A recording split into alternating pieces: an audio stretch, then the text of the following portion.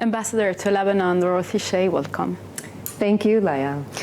Lebanon has been witnessing a severe economic crisis, or I would say collapse, amid an intentional obstruction of a government formation. Who does the U.S. hold responsible and accountable for the obstruction? If I could start with the first half of your question, which was really a statement referring to the financial crisis that the country is in, and just identify that and acknowledge it. It's something that was a topic of conversation when I was in Washington a little over a week ago. And I was received at very high levels from officials who care deeply about Lebanon, who are watching this downward spiral. And they want to make sure that the U.S. government and our like-minded partners are doing everything that we can do to work with our friends, the Lebanese people, to try to stop this from becoming a true collapse.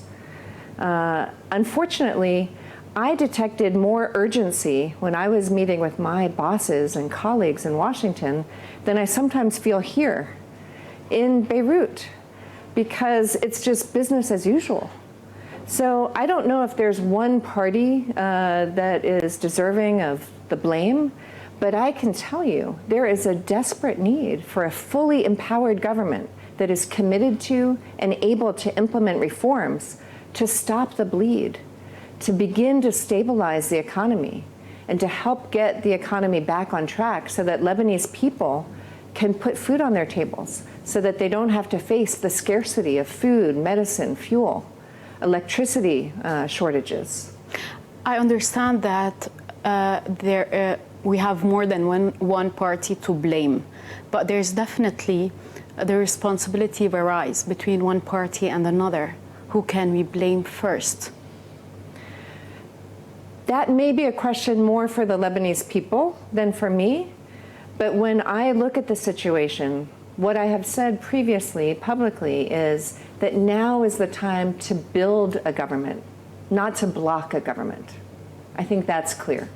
To block government. Let's not block a government, exactly. Okay, so when we talk about blocking the government, I cannot but ask about the blocking third. What's your position on that? Well, here I would hearken back to the vision that President Macron articulated when he visited Lebanon in the immediate aftermath of the horrific August 4th blast at the port of Beirut last year. And he said what Lebanon really needs is a gouvernement de mission, a mission government that is focused on key tasks. And at that time, if I recall correctly, he articulated dealing with the aftermath of the blast, dealing with the COVID pandemic, and beginning to implement some of the key reforms that are needed to stabilize the economy, and resuming talks with the International Monetary Fund, the IMF. I would add to that, whatever empowered government you're able to get in place, they also need to prepare for the elections that are due to be held in less than a year.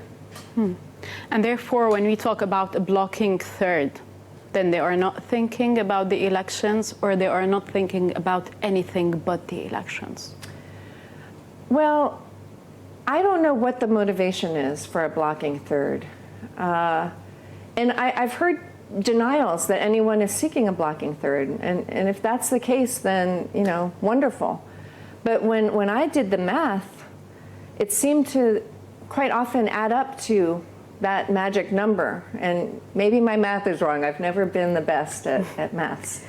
But to me, a blocking third would be inimical to that vision that President Macron articulated of a gouvernement de mission. And have you mentioned that in front of those asking for a blocking third, or at least under the table? And by that I mention it's either a minister, former minister Jebran Baasil, or President Michel.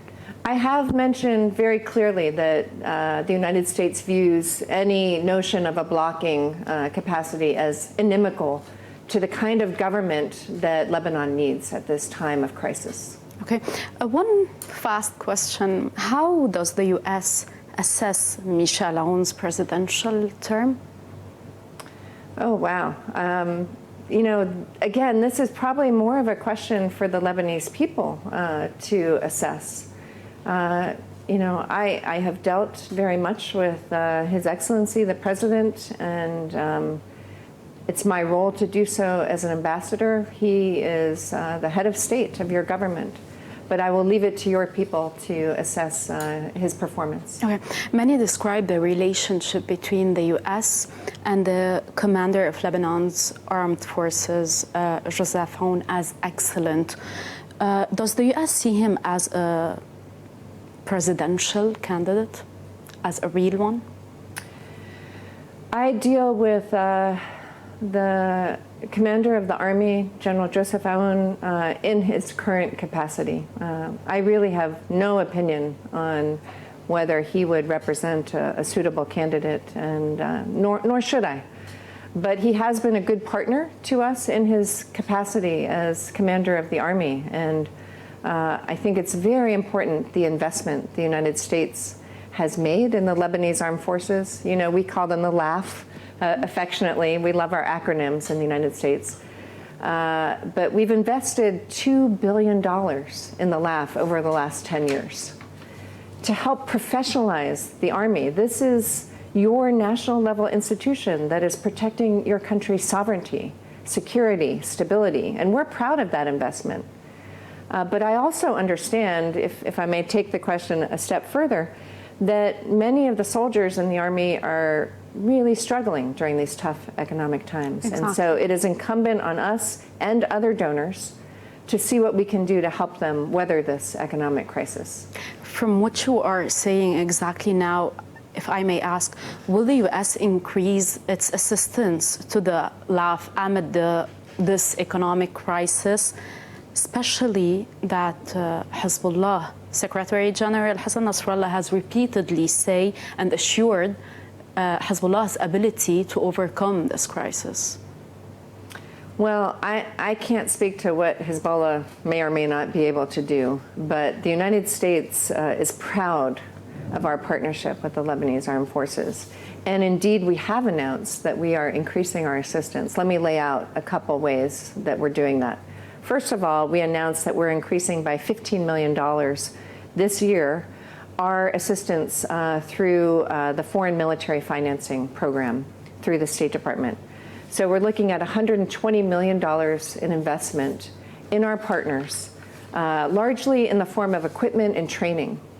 But it also manifests itself in things like joint exercises, something we did a little over a month ago, also bringing in partner countries from the region. But that's not enough because, as I said, we look around, we see what's happening, and these soldiers are really struggling to put food on the table. They're struggling to get to and from their places of work. So when I was back in Washington, I was very entrepreneurial, speaking with all of my colleagues to see what authorities we have under U.S. law to try to help the LAF and the soldiers in particular. Some of the assistance we've already announced. For example, we provided reimbursements to the tune of $59 million, and it just hit the accounts this week for expenses that the LAF had incurred to really bolster border security, to help harden the border between Lebanon and Syria. It's critical, and there's much more work to be done. We also provided the LAF with $55 million worth of ammunition, and we built for them a safe warehouse to store this ammunition, because after what happened at the Beirout port, we didn't want there to be any kind of haphazard storage of what is effectively explosive material. So we have a very secure storage facility that we built for them. But that's $55 million of ammunition that they don't need to spend that $55 million. We can defray that expense, and then that frees up the Army to use that money in their budget to help meet the needs of their soldiers. And we're looking for other ways we can support them too, but that's at least a start. And will it stick to the Lebanese armed forces, or will it also reach the people of Lebanon? This assistance will benefit the soldiers and their families, I would say. But we're doing a lot to help the Lebanese people. And again, I have to talk about the commitment and the sense of urgency that my colleagues in Washington demonstrated when I briefed them on the dire economic conditions this country is facing. So, for example, my colleagues at the U.S. Agency for International Development, USAID, they were already preparing a sizable humanitarian assistance package. And we've been providing humanitarian assistance in Lebanon for over a decade now. But usually, a lot of that is directed towards refugees. Those have been the primary beneficiaries. And of course, we always try to include Lebanese in that as well. But for the first time, these USAID colleagues have put together a humanitarian package that is going to benefit several 100,000 really needy, those most in need among the Lebanese population themselves, those who are facing food insecurity. So I think that's really important. We are putting our money where our mouth is. We stand with the Lebanese people. Is it because now you see the Lebanese people as refugees in their own country? I think that is a description that, probably people could argue about. But I do see that kind of really dire need. People who have trouble putting food on the table. People who are unemployed. 60% of the population now is below the poverty line, and half of those are in extreme poverty. The runaway inflation, particularly in food prices, and then facing the uncertainty as they look to the future when we don't know how long the subsidized food and other prices will continue. From here, I would like to ask, will this humanitarian assistance will come to Lebanon through the government or how? No, we do not provide our assistance through the government. The United Because States, you don't trust the government? Well, it's just in Lebanon, there are best practices that we follow. And I have talked, and many others have commented on the regrettable phenomenon, but it is endemic here, that you have a problem with corruption. So we use trusted partners, and we engage in vetting to make sure that at the end of the day, these are tax dollars from the United States people. So we owe it to them to make sure that the humanitarian assistance provide and the other forms of assistance we provide is provided in a transparent way, and it's provided to the beneficiaries who need it the most. When we talk about the economic crisis, we cannot stick to food. We also talk about oil and gas. We talk about medications and many basic needs. What would be the U.S. reaction seeing Iranian ships unloading fuel in Beirout's port? That's really not a solution. The United States has stood with the people of Lebanon, and we will continue to stand with the people of Lebanon. But what Iran is looking for is some kind of satellite state that they can exploit to pursue their agenda. There are other alternatives to provide fuel and electricity for the Lebanese people. And I would start right here in Lebanon.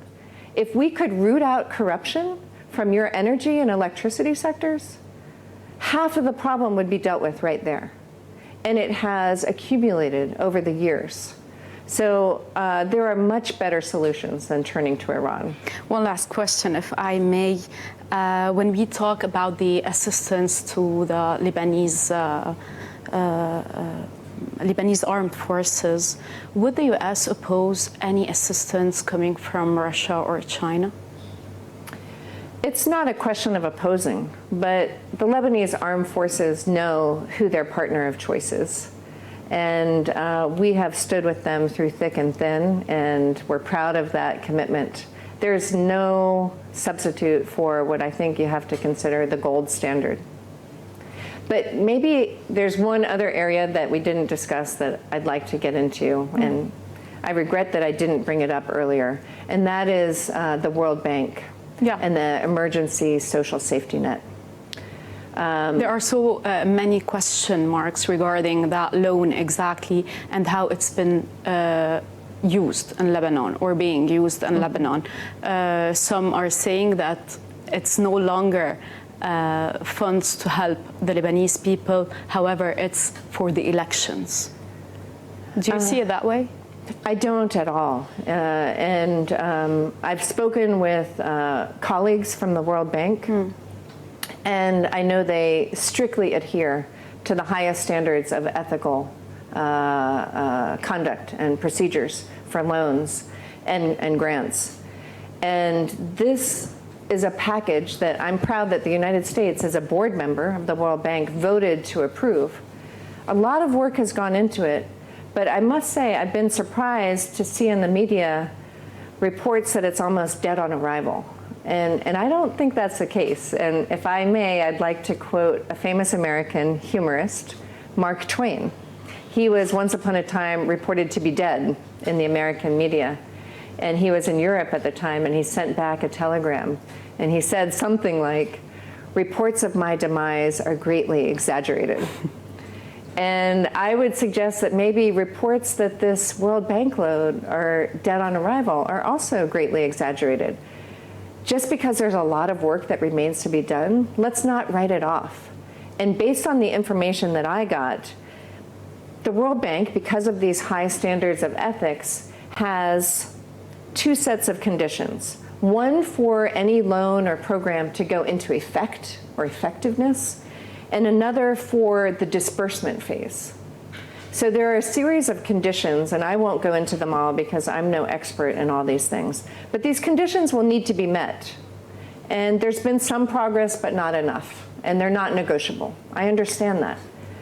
But at the end of the day, $246 million is going to help provide for the basic needs of the most vulnerable among the Lebanese population. And I think it's really important that we all be seized with a sense of urgency to get that program activated.